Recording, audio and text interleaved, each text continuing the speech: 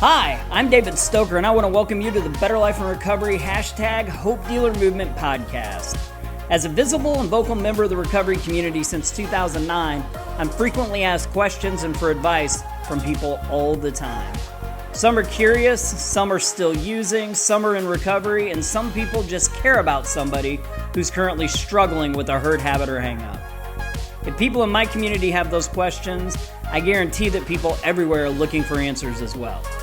We started this podcast to give you answers and support, because not only is recovery real, it is amazing. Hope you enjoy the show. So welcome back to another episode of Better Life and Recovery. I'm your host, David Stoker, and today we're going to start by talking about an article that I read in Sober Nation about the 10 skills you need to stay sober during your first year in recovery.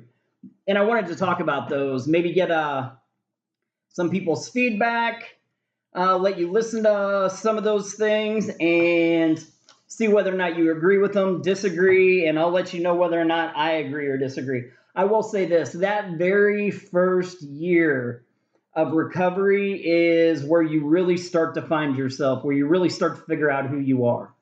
And it can be full of ups and downs. For a lot of people, there's that feeling of despair, hopelessness. Here I am, and all of a sudden, I'm finding out that I can't hang out with any of my friends, and they're saying that I can't go to all the places I used to, and I can't do all the things I used to do. And that can be really difficult at first. That emptiness kind of sets in. I know that we'll have a podcast. I know we have a podcast that we've already done on powerless that kind of talks about some of those things. But I think that first year is a time when a lot of people are super vulnerable. And it is real easy for us to get obsessed about things, to try to control things that are outside our realm, our scope of control. And a lot of people don't know that there's some simple rules. I think there's some that are a lot more difficult, but some of the ones we hear are like, don't date. Don't date. What do they say? I've always heard get a plant, get a fish, get a dog, wait a couple years to date. But I will tell you, I was one of the people that broke that pretty quickly. I believe I met my wife on eHarmony about a month and a half after I got sober, and we were dating in person probably 3 months later.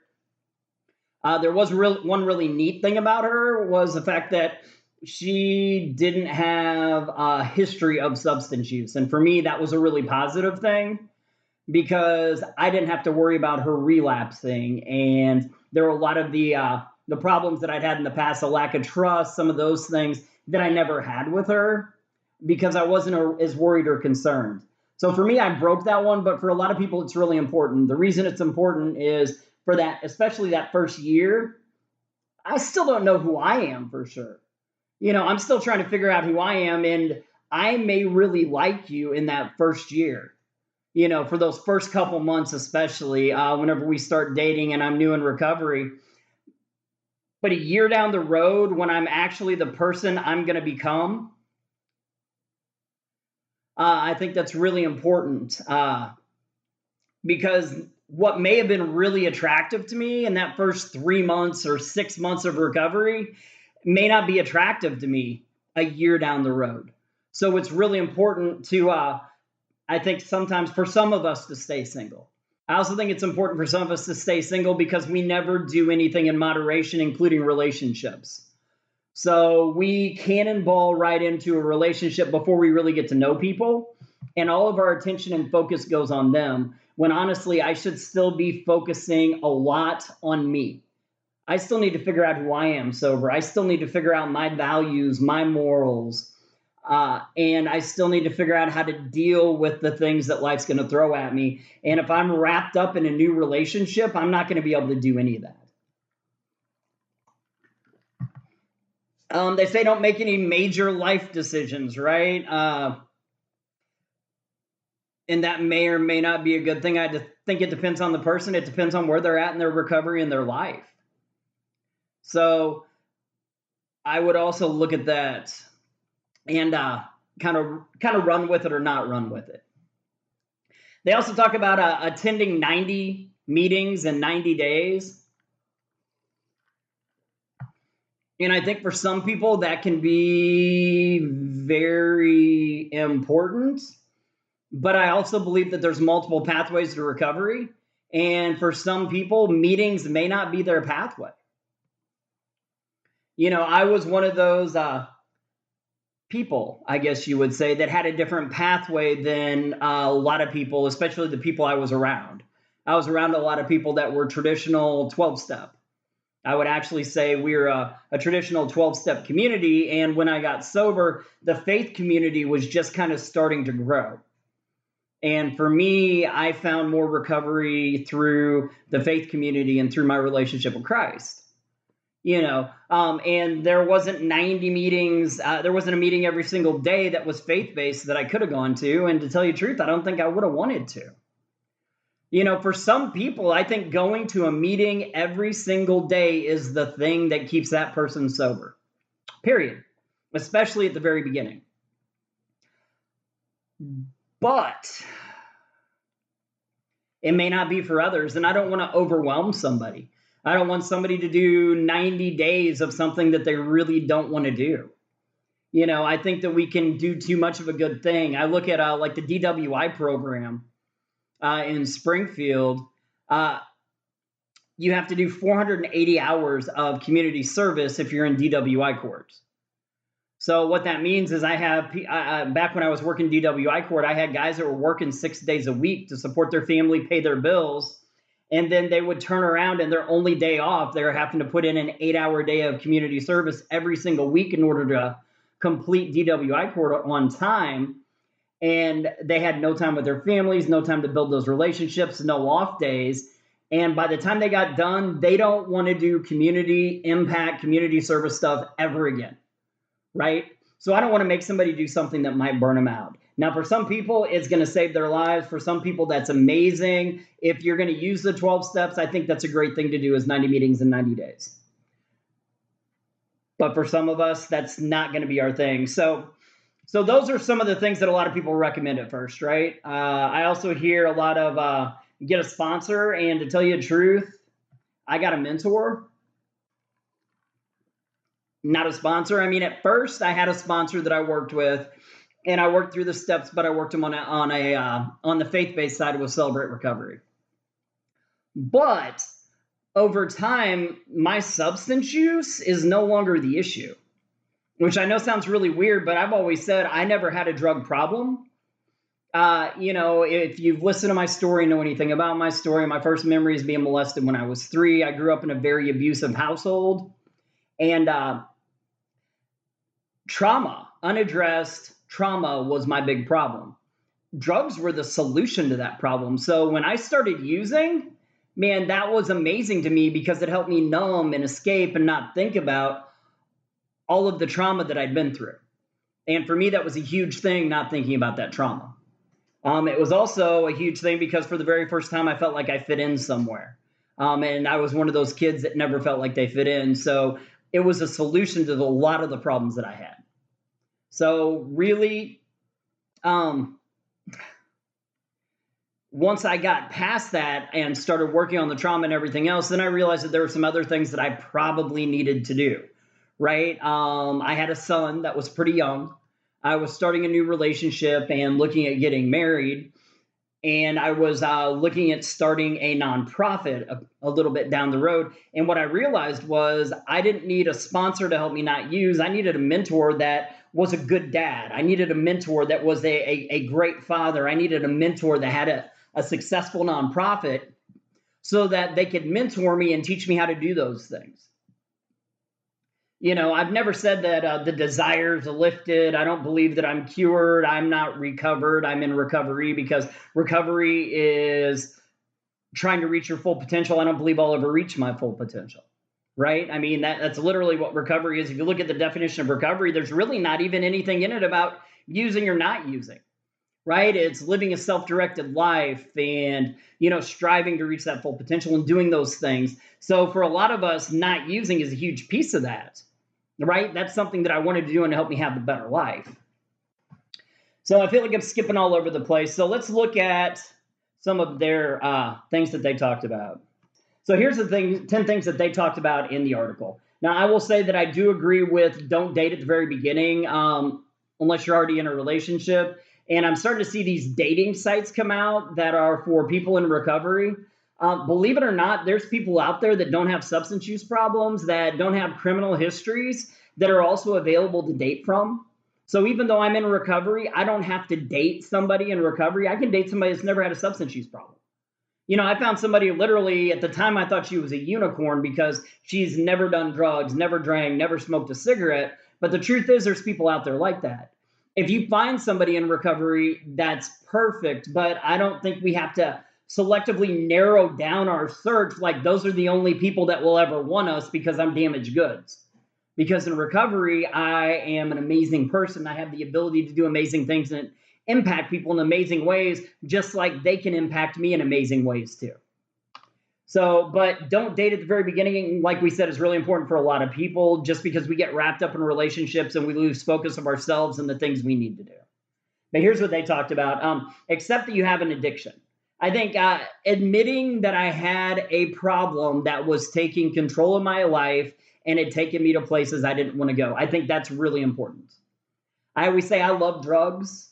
I love the way drugs make me feel, but I hate the person that they turn me into over time. I don't ever want to be that person again. And that's kind of the gold standard, the gold star, I think, of truly being somebody with an addiction. Somebody that's dependent on something isn't having those negative life consequences. They've just gotten to a point where their body needs it or it'll go through withdrawals. Kind of like me with caffeine. If I don't have caffeine, you know what? I'll have a migraine. I'll be irritable. All those things are withdrawals because my body's become dependent on caffeine. A lot of people are like that with sugar too. Now, the big gold standard, because I have an addiction because I had lots of negative consequences, and yet I continued using anyway. So that first step is saying, listen, I have a problem, and this is something that I have been unable to take care of myself, so I need to go outside of myself to get help. I think that's a great thing. And you don't have to be in a church or a 12-step meeting in order to find that help or to admit that there's a problem out there that you don't have the ability to take care of, to handle all by yourself. I think their second one was practice honesty. I think that's really important too. A lot of times in the past, I would get caught up in this intricate web of lies. And I was to the point, literally, I can remember lying to people when I didn't need to. And I would walk away going, man, why didn't you just tell them the truth? Because I didn't even need to lie. And yet I was so accustomed to lying that I did it anyway. It was second nature. I would say it was an instant thing, but we always have to have those neurons firing. So I don't think it's automatic, but it's so practiced and rehearsed that it becomes a reaction instead of an action. So in recovery, I decided I needed to be really honest about everything. And sometimes it didn't work out very well. Sometimes it hurt people's feelings. I would try to be nice until it got to a point sometimes where I couldn't be nice. Like I remember when I stopped and I had somebody that kept coming up to me going, oh, you think you're better than me now that you're sober and you're not using. Oh, and I'd be like, no, I'm not. But I think that I'm on a better trajectory for my life. I think I'm working a better path. And eventually after like the 15th time, I'm like, yeah, you know what? Maybe I do think I'm better than you because I'm actually spending time with my kid and your kid is always with somebody else. Even whenever you have them, you're not really there because you're so jacked up that you can't focus on any time with them. I may only have my kid a third of the time, but at least I'm there when I'm with him, right?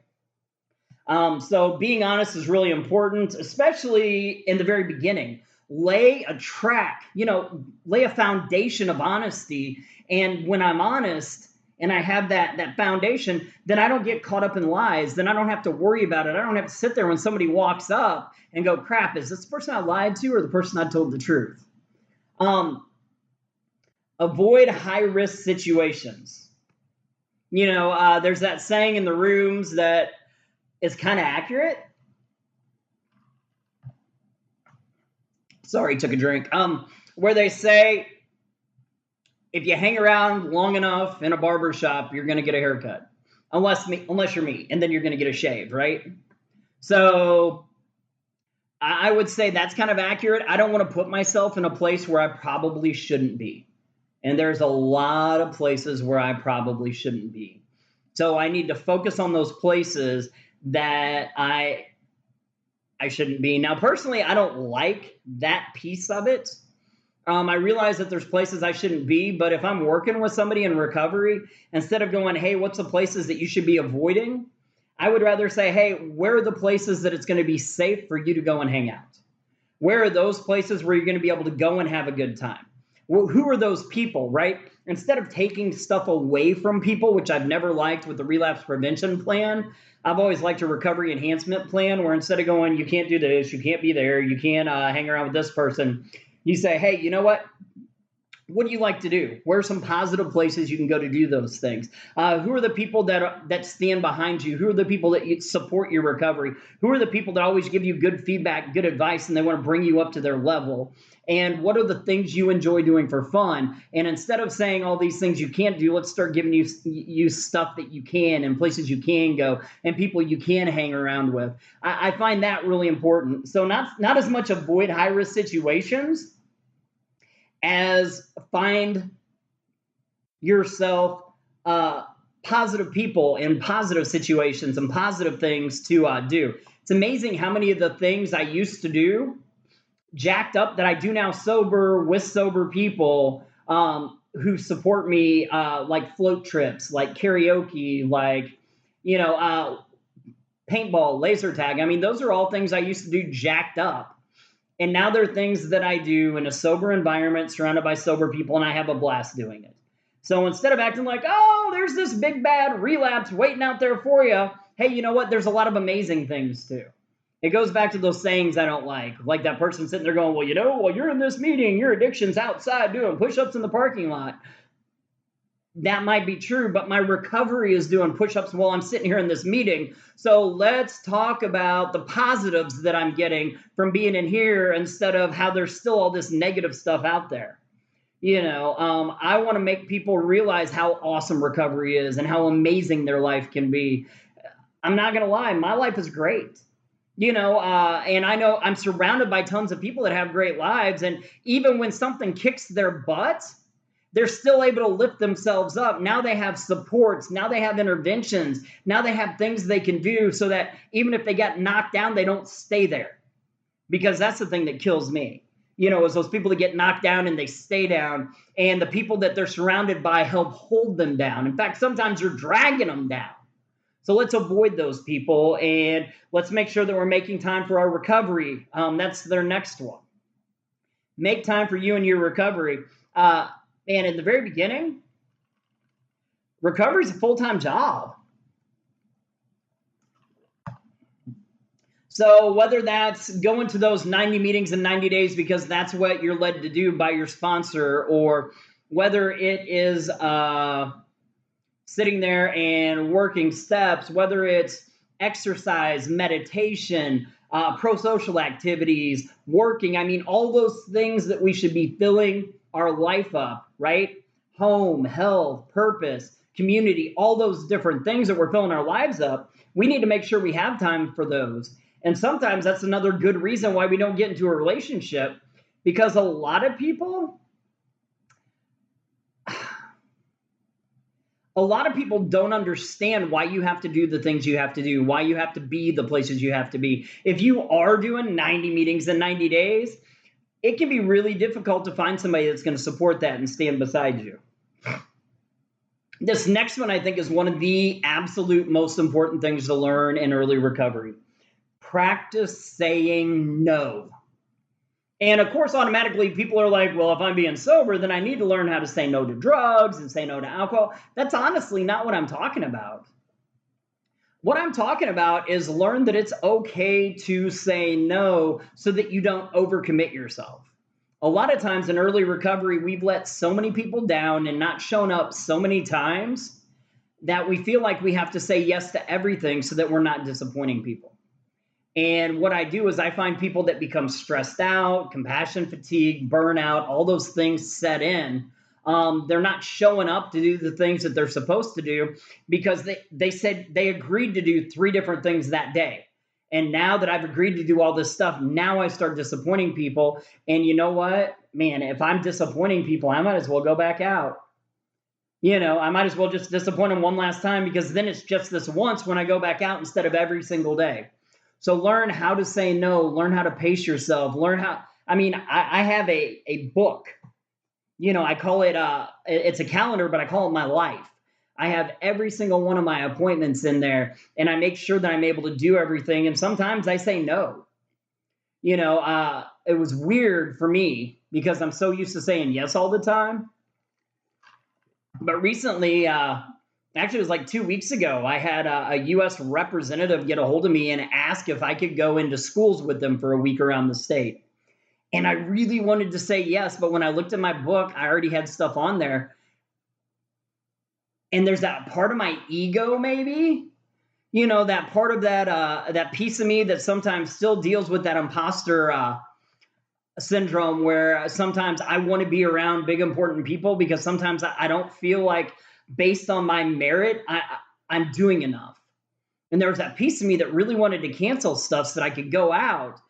But you know what? I committed to these other people. And because I committed to these other people, I can't say no. So saying no is vital.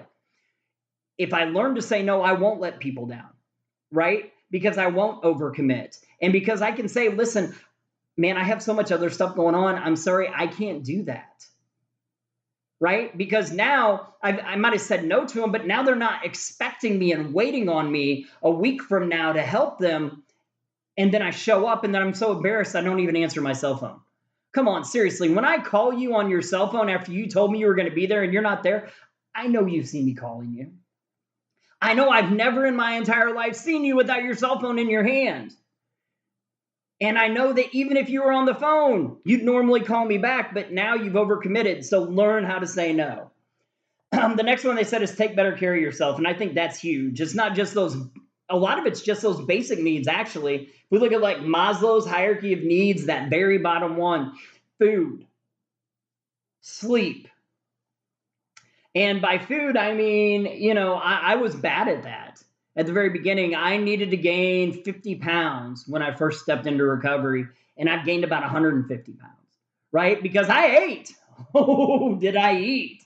But I didn't eat the right things. I didn't eat healthy.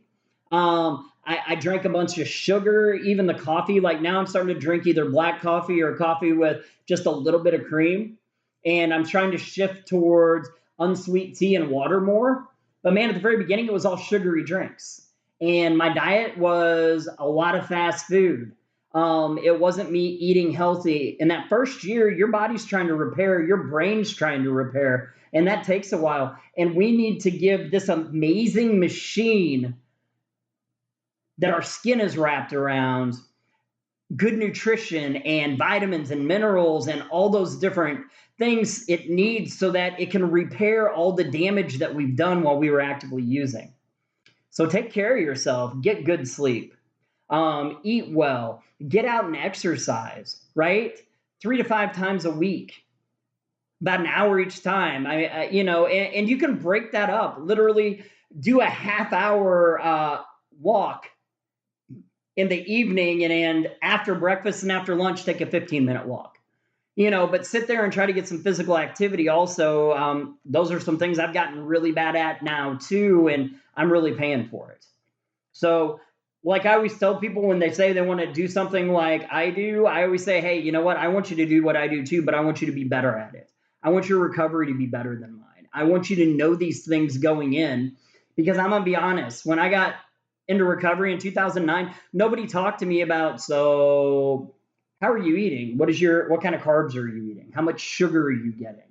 What are you drinking? Are you making sure you're getting enough of this? Nobody talked to me about how much physical activity I needed and how to do it. So I'm saying, man, focus on some of those things. Stay healthy, so that you can have a 6-pack and not walk around with a half keg like I have right now. So discover how to have fun sober. That's another one that they list. And I think that one's really important. Find a new hobby. Find something that you enjoy doing. Go out and do those things that before you used to feel too crappy about.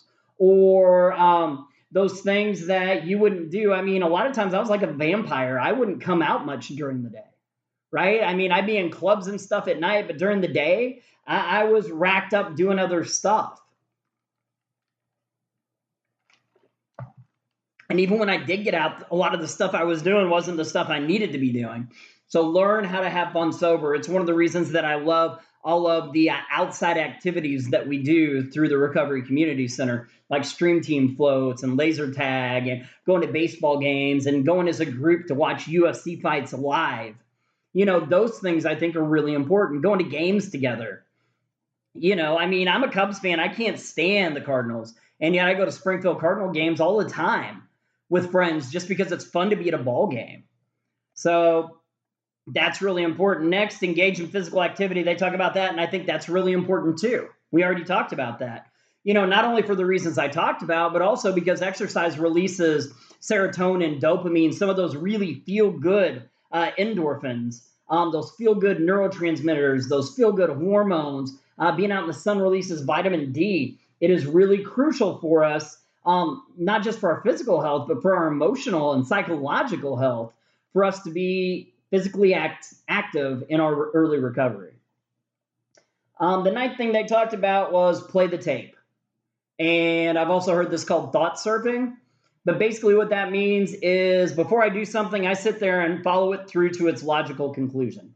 It's the reason that when it comes to caffeine, I can justify my caffeine dependence. Right? Because let's say I drink a cup of, what the heck is the coffee that I'm drinking now called? Anyway, it's death something. I don't know. I wish I could think of it, but it's like 470 milligrams of caffeine in a cup. And it's amazing. In the morning, it actually, it wakes me up a little bit. Unfortunately, I find myself quickly having to drink other caffeine later. But I say this to say that if I wake up in the morning and I have my cup of coffee, I know that I'm going to show up to work early and I'm going to be in a good mood with a smile on my face and some pep in my step and be pretty positive. If I don't have that cup of coffee, probably no pep in my step. I'm probably still going to get to work early, but I'm not going to have nearly as much energy and I'm probably not going to be nearly as enthusiastic. Now, drugs, on the other hand, man, if I do a line of Coke, it's going to put some pep in my step, but I know I'm going to have a needle in my arm before the day's over, right? So if I play the tape through the end, I can see why caffeine is a positive thing for me to do.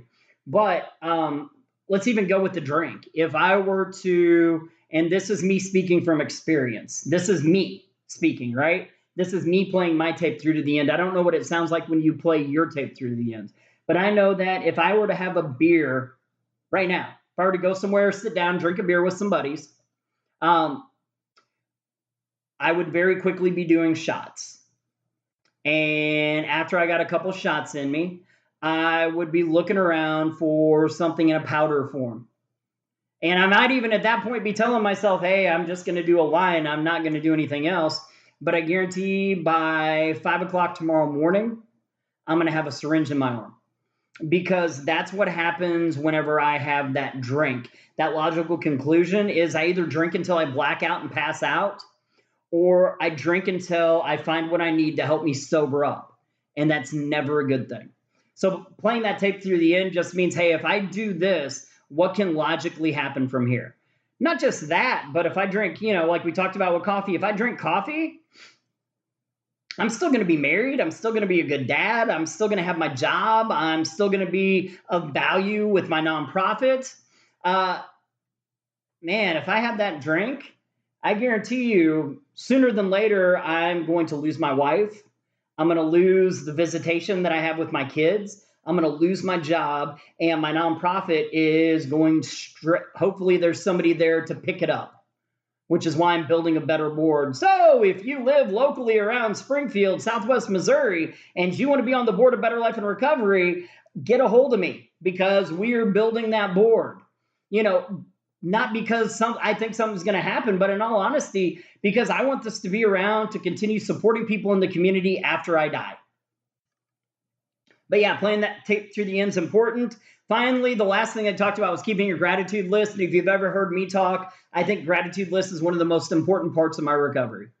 It's something that I do every single morning.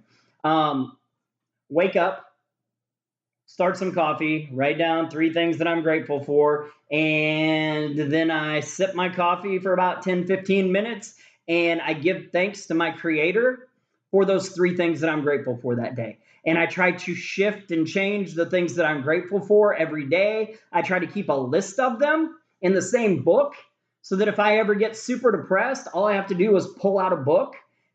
And here's 150 different things over the last 50 days that I've said I'm grateful for and I'm so happy to have in my life. And as I read through that, it's kind of hard for me to continue to sad sack and think about how miserable my life is whenever I realize all these amazing things I have in my life. And you know what? Some days I'm just grateful because I got out of bed and because I could walk into the kitchen, get out a clean glass and put water inside of it that I can actually see through, and I'm going to be able to drink without getting something that could kill me, right? So it doesn't have to be that big of a thing. So those are the 10 things they talked about, and I agree that most of them are extremely important. I would add one. I was a grad student. And when I was a grad student, I did a thesis, and I looked at people who successfully completed or didn't complete family dependency treatment courts. And I looked at their levels of burden and the positive things in their life, and I tried to see what was the biggest thing that either said they weren't going to complete treatment court, or the biggest thing that said, something that was statistically significant that said that they would complete treatment court. And what I found was the only thing that was truly statistically significant was them having at least a part-time job. If they had a part-time or a full-time job, that was the biggest indicator of them being successful in the family dependency treatment court program. So I think that's amazing. And I think that having a job gives us purpose. It gives us money. It gives us confidence. It allows us to have some pride in ourselves for the things we're doing. I'm going to add a few other things. Learn how to budget. I think that's very important in early recovery. I know that was one of the biggest reasons I went back out, was because I would have bills pop up that I wasn't able to pay. And instead of paying bills, I would decide, you know what? I know how I can make money really easy. So learn to budget, set small goals that you can complete, like maybe saving $10 a week or $25 a week. And whenever you put that money back, feel proud about it. Give yourself big things once a month, whether it's, going on a float trip or, doing something that you really enjoy. But set those goals, but make sure that you learn how to budget your money. You know what? I always have a problem because I eat out 4 times a week. So instead of spending $50 eating out 4 times a week, I'm going to eat out once. But that time that I eat out, I'm going to sit down for a nice steak. I'm going to spend $30. And you know what? I'm still going to save $10 to $20 each week over what I used to spend whenever I would go out and eat out all those times. So I'm going to pack a lunch, make my own lunch every single day, just so that Friday night I can get off work and I can go have a really nice steak at a sit-down restaurant. So some of those things, to me, that's a huge treat, right? And yet I'm spending less money than I would have spent if I would have ate out 4 or 5 times that week with fast food. And finally, service work and community service. I think they're vital to recovery.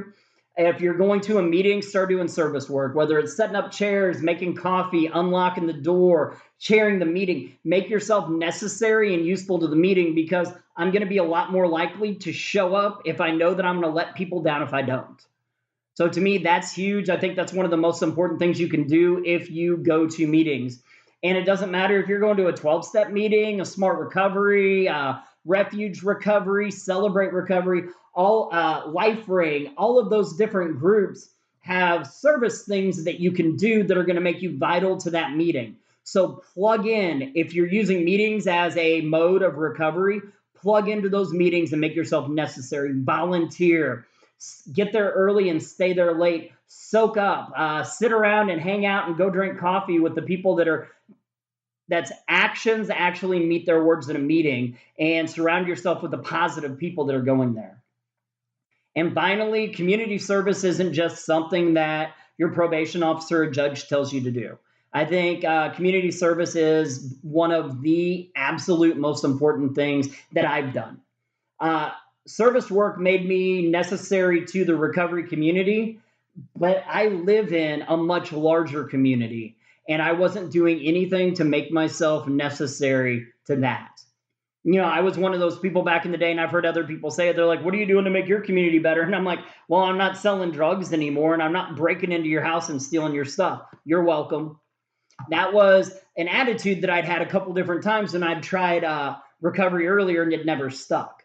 This last time when it stuck, I started going out and doing things, whether it's a stream team picking up trash, whether it's, we volunteered at the Harmony House, helping do different things there, whether it's with like their big garage sale or when they moved into their new building. We volunteered with other nonprofits and days of service, going around and sitting at a table at a community event and talking about recovery and the amazing opportunities out there for people. So I think that's also extremely important for us to do. So in addition to the things they talked about, learn how to budget, get a job. Service work, super important. If you're attending meetings, make yourself necessary to those meetings. And don't just stop with service work at a meeting. Start doing community service to make your community better too. Because I want you to have ownership in your recovery mode. Like I said, whether it's a 12-step, smart recovery, celebrate recovery, whatever it is. But I also want you to have an investment in the community you live in. We should be making that community better. Because back in the day, I used to take from the community. Now my community is better because I live in it. And it's better because a lot of you guys live in it too, because I see the stuff you guys are doing. I'm reading the stuff you guys are doing. And I'm so glad to see so many of you still kicking tail. In closing, I just want to thank you for listening to the podcast. Please join us every week for new episodes. If you want to connect with us further, if you have any questions, topics you'd like to hear in the future, or maybe would like to be on the podcast sometime, you can connect with us at betterlifeandrecovery.com.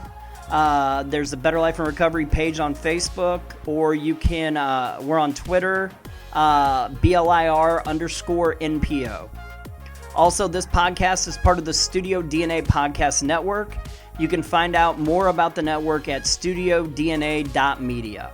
Thanks a lot. Y'all have a great week.